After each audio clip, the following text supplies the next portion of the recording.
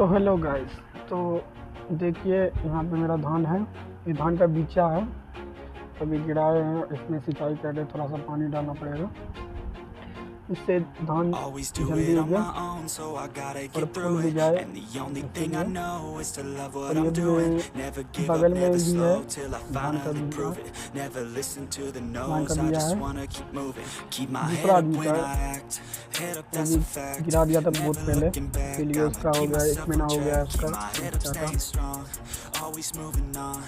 1.5 महीने के बाद रोपाई स्टार्ट होगा धान का।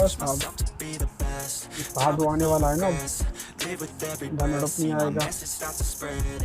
मौसम भी थोड़ा सा बारिश वाला होने वाला है, दिखाते हैं बारिश हो जाएगा तब तो ठीक है। मौसम तूफानी हवा थोड़ा सा चल रहा है, कोई बात नहीं, बारिश हो चाहिए।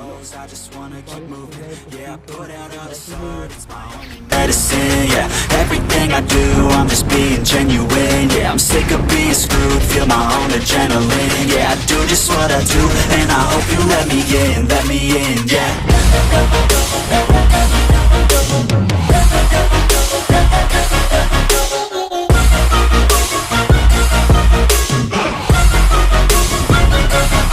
I'm grateful, oh yeah, able, oh yeah, I'm stable.